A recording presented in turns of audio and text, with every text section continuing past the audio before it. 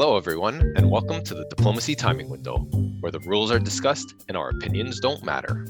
My name is The Half-Heard. I'm Hungry Hippos. Thank you for joining us today on our latest edition of our Twilight Wars tournament games update for the preliminary rounds.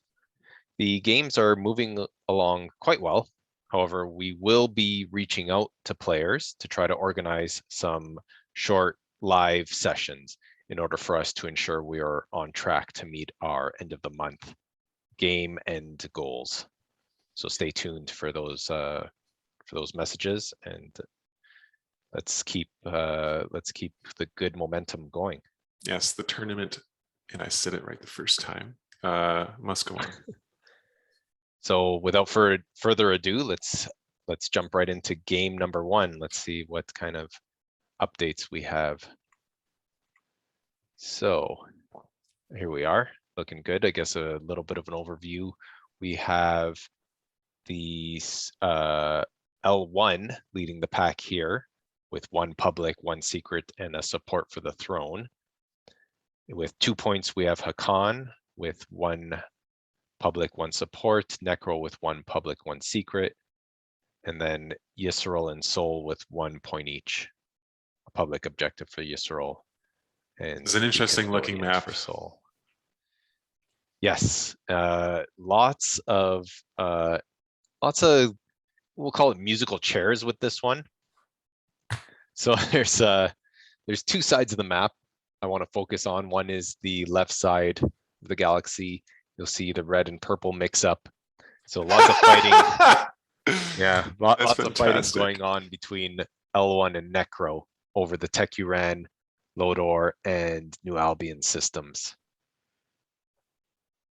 And, yeah, that's really interesting. They're like, Necro just doesn't care that their home system is open, and L1 also doesn't care that their home system is open. Yeah, and we're actually, so we're right at the end in the status phase, going into agenda. So next round picks will be important, probably, to see who's going to be going first there. But yeah, I mean, it's pretty interesting too, right? Because you see a lot of ships in the space area above planets not controlled by the same player. So just a pretty interesting side of the map over there. Well done, L1 and Necro, for making it look interesting. And then on the opposite, on the mirrored side, you got Sar taking over Yisrael's slice. You got Hakan taking over Sar's slice. And you got Sol just kind of minding their own business, happy to sit on Mechatol. Yeah, I mean, I like the look of Hakan right now, given no one's really messing with them. And they're probably sitting super pretty with L1 and Necro destroying each other, Sar and Yasharol destroying each other, and I'm sure Sol. How many infantry are on Mechatol? Oh, yes, they are sitting pretty, aren't they? 2 PDS and 4 infantry. Well done, Sol. Yes, nice. Just make sure. Yeah. Oh, I guess another thing to note with your pointing out Hakan's position there, they actually have the only support swap right now between L1 and Hakan. So Hakan feeling extra good about their relationship with L1 right now. Not that there was really any issue.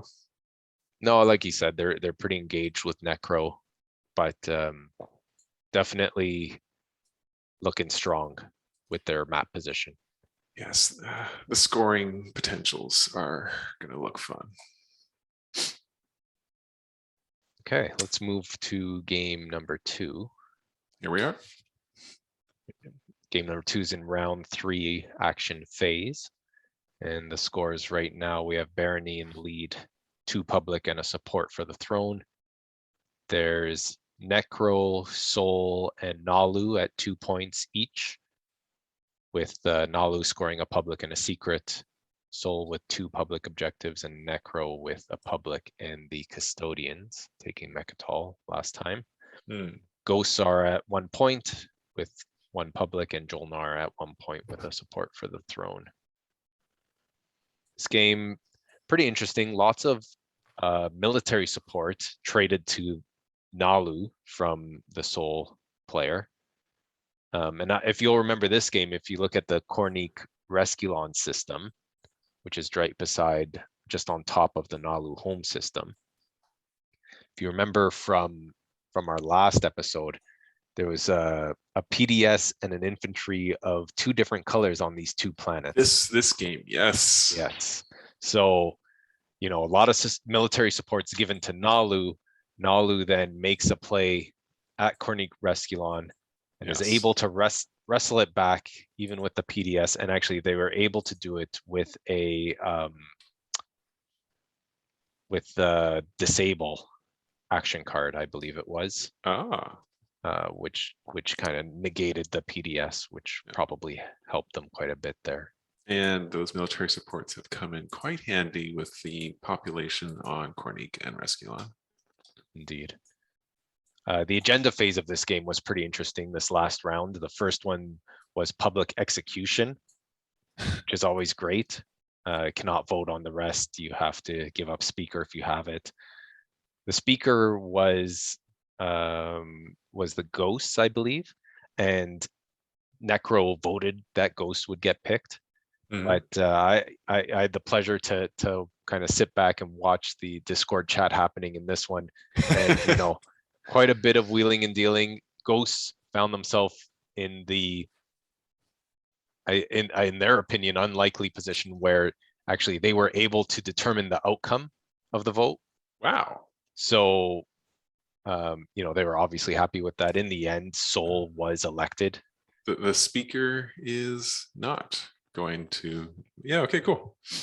And the second agenda, core mining, pretty interesting as well. Went to Freya at the top of your screen there, right below the Jolnar home system. Freya currently owned by Necro in the Jolnar slice. For how long though?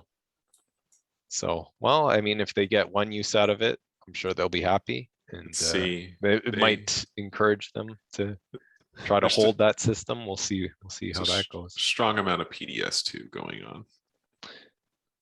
Yeah, that's always a strong strategy I find for Jolnar. Although 3 infantry, yeah, there might be a tech exchange there. And that's usually their difficulties getting those infantry off for sure. Cool. All right, on to game number 3. All right, let's pop that up. Game number 3 still kind of early on. We are in round 2 action phase. Scores are pretty low. Hakan at 2 points with a public objective and a support from Nalu. Nalu at 2 points with Custodian and Imperial being played. And Sar at 1 point scoring a secret objective. Yeah, things are happening, just not as quickly. Pretty interesting play at the bottom of your screen there. You can see some light blue in the Nalu section. L1 had the technology strategy card and played it to research gravity drive and fleet logistics. They immediately used the fleet logistics to hop on over to an undefended Tecuran, assimilate, build, doing what L1 does. Oh, that's the assimilation. Being pretty sneaky there. Well chosen. Yes, that's interesting. Yeah. Nalu does get to play Imperial to get the point from their troops on Mechatol, but is immediately pushed off afterwards by Sar, who takes Mechatol handily and builds quite the substantial force there. Yes, what do we got here? 6 fighters. Yeah, that's sufficient. What is going on between Barony and L1? Why is there no capitalization? I mean, in this game, let's take a look over there. Curious. Yeah, tough to tell, I guess. Yeah, it's tough to tell. Well, we don't need to start speculating about things that haven't happened yet. No, but I think they're just kind of, Barony looks like they're focused on their slice right now. And I think L1 probably just saw that opportunity. Actually, there's an interesting dreadnought over in Saudor. Yes. That is So they they could have gone if they had the dreadnought, maybe from Welland or from Arnhem, if they have gravity drive on an upgraded dreadnought. Cool. Can make it over. Taking advantage maybe of some of the chaos that's happening over in that area. Yeah, that's exactly what happened. The gravity drive dreadnought expediency. Cool. Fun. Looks super fun. All right, moving right along, we can take a look over at game number 4. Ooh, game number 4. Further along. Well done. Game number 4, probably the most progressed game of all the preliminary tournament games so far. So well done, guys. Keep it up. This is our boy Kazadoom in this game as Nalu. Yes, Shout out. Nalu at the bottom. This is the game, if you remember, where there was a lot of back and forth. SAR actually holding their own quite well. You can see they've kind of reclaimed some of their slice from the aggressive Nalu. And, I mean, SAR was pretty aggressive at the beginning, so they were aggressive, as but they've come back pretty well. It was looking maybe a little tight for them, but they're looking like they're in a decent position now. So SAR sitting at 6 points right now. Wow, nice. Really nice. 2 public, 1 secret, a support for the throne, custodians, and an imperial, bringing them to 6. Fun fact of this game, everyone has support swapped. So all 6 players have a support for the throne at the moment. We have Nalu at 4 points with 3 public and a support. Seoul at 4 points with 3 public and a support. Yisrael at 4 points, 2 public, a support, and the Imperial Rider from last time. Necro at 3 points, 1 public, 1 secret and a support, and Jolnar at 3 points as well, 2 public and a support. So pretty high scoring game. Everyone really looking like, you know, they can do something. Yeah, I'd say this game is the most kind of up for grabs right now. It's the most interesting. SAR at 6, but they only have 2 public. Yeah, they have points from Imperial, from taking it Mechatol from with the custodian. So nice. You know, 2 kind of unmarked points there. Gives them a lot of scoring potential, and as SAR with the ability to not lose their home system to stop them from scoring, definitely looking in a strong position right now. Yeah, well done.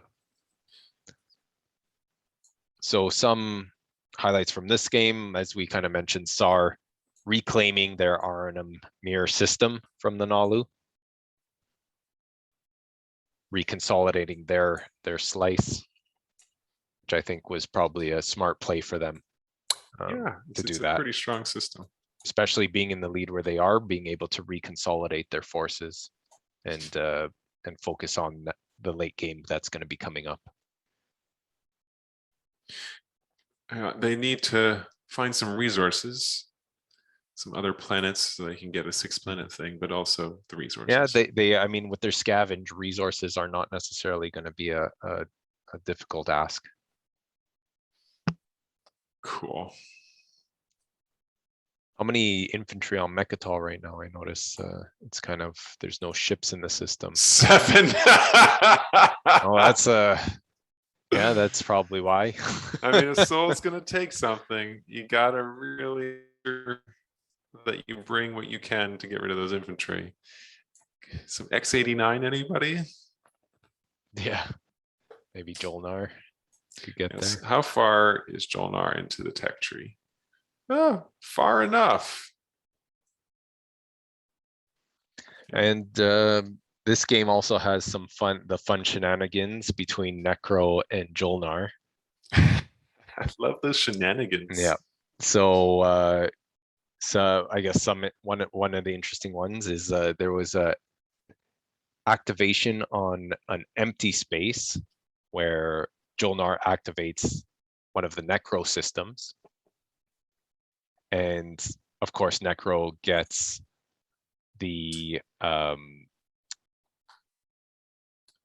E-res E-res siphons. siphons. I love it. That's Yes. the one. Thank you. We predicted it earlier, the synergy that you had discussed with E-res. Yeah, we saw it starting up at the last time, and Yeah. we've seen it kind of continuing now in the most recent updates here. So they Nice. get the E-res, but not only do they get the E-res, Necro also plays forward supply base to get an extra Oh, a couple more. couple more trade goods, and surprise, surprise, choose Jolnar Yeah. to get the one trade good from the flip side of forward supply base. So just lots of money flowing around. They then trade promissory notes for some trade goods. Jolnar giving a promissory note, and we do find out that it was research agreement. And I'm curious what you think of this. They both end up getting light wave deflectors. Yeah, that is awesome. Awesome and terrifying, I would It's say. super terrifying. I mean, Yastral probably not super happy about that. Gravity drive light wave deflectors on either side of you. Oh my gosh, they are Borg incarnate. The transwarp drive, no stopping them. Just There's some more E-res that happens. Necro activating Thiba, giving some E-res action back to Jolnar. I'm guessing it's status phase. All the tokens are gone, but yes. Soul being Soul, doing a total of 3 orbital drops in this last round. Probably explaining all those infantry on Mechatol. Yeah, I mean 7. I mean, who here has the ability to deal with that? Unless, it's no one right now. No ships need be on Mechatol. Not for the moment. But we're right into the agenda phase, and the first agenda to show up is Imperial Arbiter, which is a super juicy agenda. Yes, so I love it. We'll see the outcome of that next time. Cool. On to game 5. What do we got in game 5? Let's see. Game 5. All right. So scores on game 5 has not gone very far, but SAR is at 2 with a support for the throne from Hakan. And let's see. SAR, this is not game 5.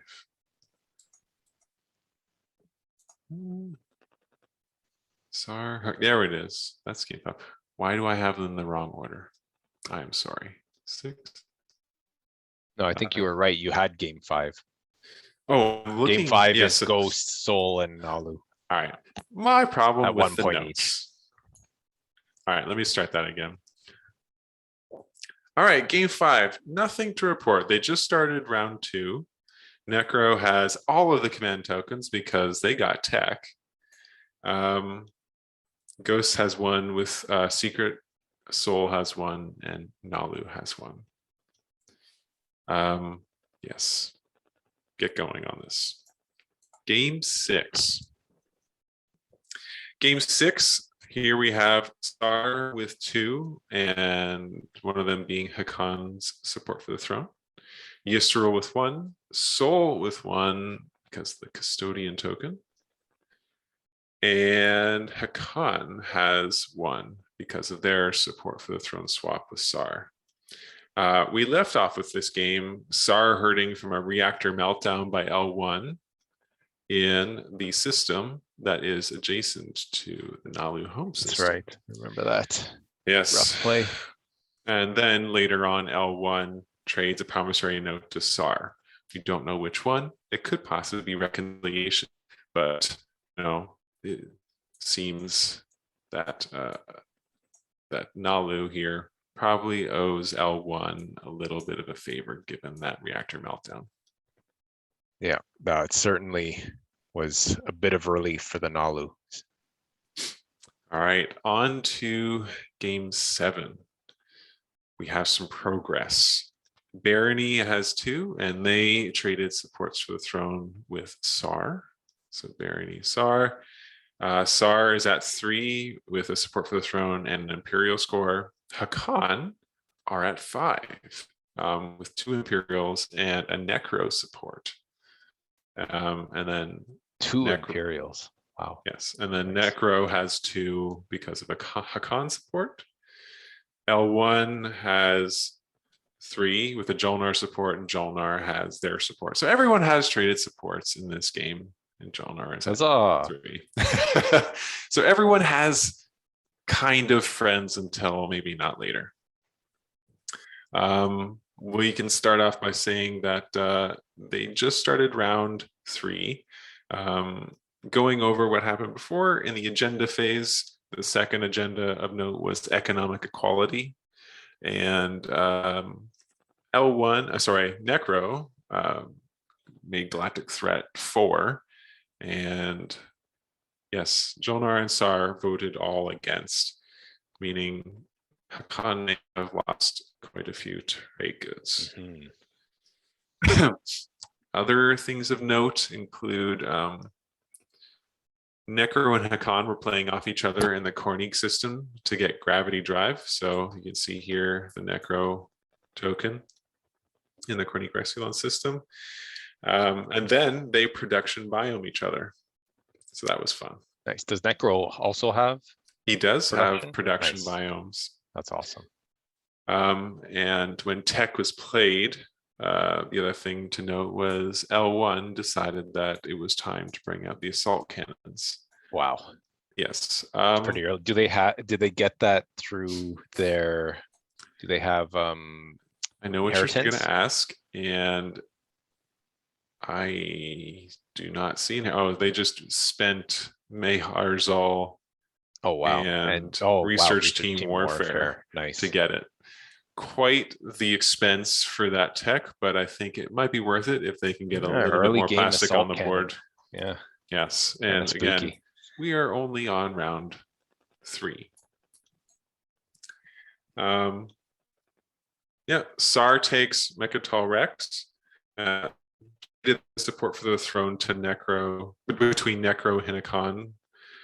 With that done, Necro tries to take Mechatol Rex back, or take it from Sar, playing flank speed, but it was sabotaged by Sar. And so they can only... It's always a... Yeah, I think they had plans. They were foiled. Necro ends up only sending a Dreadnought and a fighter.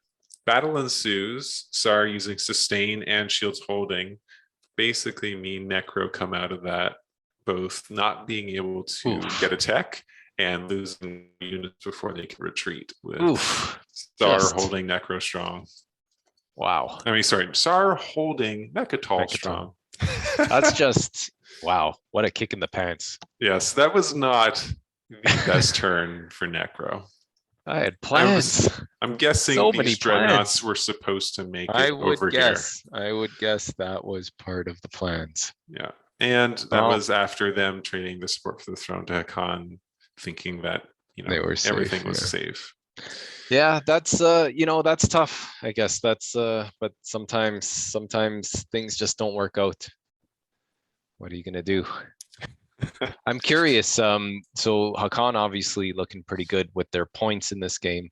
What's their tech? What's their tech looking like at the moment?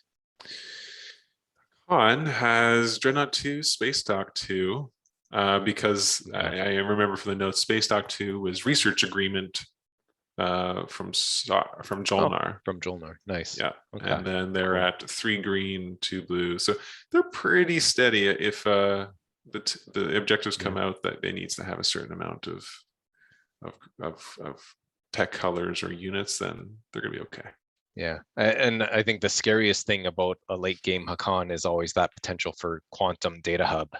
Oh my gosh, I love quantum data. That's why I was curious. Such a but they haven't gone down that route, unfortunately. They have not. So it's the green route. Looks like it'd be a little while if they want to get that eventually, which they have time since they are in the lead. Yeah. Something to keep an eye on. And now on to game 8, where the scores, as you can see, are not as high, and it's not as far along as we would like, but Sardak is at 1, Embers is at 2, and Necro is at 3, with Embers and Necro having traded support for the thrones. Obviously, the first thing that must be highlighted is Embers is on Mechatol Rex with a War Sun and has nothing else in their slice. That's just so ballsy and beautiful. I love it. I love it. I mean, good job. Yeah. And spending pretty much everything they have to do it. Yeah, that was fun. But they got there. And yeah, it's always nice to see Embers taking some risks with their War Sun. But I mean, they're looking pretty good, right? Having a War Sun sitting above Mechatol, always a good thing. And they do have Necro's support for the throne. So if they can get a unit somewhere so that it incentivizes them, that'll be ideal. But, you know, if you're going to look at it too, turtles, they're turtling. And they're not about expanding. And their big ship is on the other side of the slide. So Embers could be in a worse position. It's pretty good. Certainly. Do you think Winu is a little miffed with that play? I mean, Windu are pompous faction. They think deserve Mechatol. Obviously, lore. However, you know, it's no. I mean, yes, obviously they're annoyed, but Windu had a little of an issue getting there, and we'll get into that very soon. They also chose Imperial this round. Was another reason why I was thinking that maybe they were really hoping to be the first ones on Mechatol. They did. But, does Embers have gravity drive? How did they get there? Yes, they have gravity drive. Nice. Yeah, it was they took the blue path. I've seen a lot of players advocate for that blue path on Embers. I've seen Embers with light wave deflectors. It's scary. So if that's the route they want to take, then it'll scare enough people. But we'll talk about what Winu had to deal with here. So Winu and Turtles had a little bit of a what I'll call a cripple fight for the beta wormhole. And if I am going to show what it looked like, we have Turtles here. Winu brings a carrier here, and we have a carrier on carrier fight that lasts 3 rounds. In the end, it looks like this, where Winu wins the beta wormhole. But after each of them plays shields holding in differing ways, missing hits, getting hits, Winu comes out with owning the beta wormhole. So their route was blocked to Mechatol. Yeah. Do you think that's that delay of a turn for them to clear the path cost them Mechatol? You know what? Can we tell? I'm gonna see. Does Winu have gravity drive? They do have gravity. So perhaps it did. Possible. Yes. Yeah, because that's the way in which they get this and this here. But yeah. Oh. They should have known better. That's the way the cookie crumbles sometimes. It's got some things that they've got to happen. The last thing I'll point out is when we last left this game, Necro were right next to the Jolnar home system in believe it was Centauri Grawl. Yes, it was Centauri Grawl. That's right. Jolnar took it back in such a fashion that Necro was not allowed to consume tech. So well done, Jolnar. Well done. That's all. It must be always satisfying for Jolnar being able to deny and Necro, their precious text to Necro. Necro does not seem to have a means to get back there anytime. Well, no, he's got gravity drive. you can get one thing there, but I don't think I don't it'll think matter. you want to. Yeah, Yeah. not with that force. So again, well done. And let's see. Yeah, that's all the interesting thing that has happened in this game so far. All right. Looking forward to additional progress, and yeah, the game's looking really good. So let's keep it up, keep the momentum going. Yes, and games which need to progress a little bit will provide you with a little help to coordinate some live time. Yes, so hopefully we'll see those at our next recap. We'll see some good progress in those games. Mm-hmm.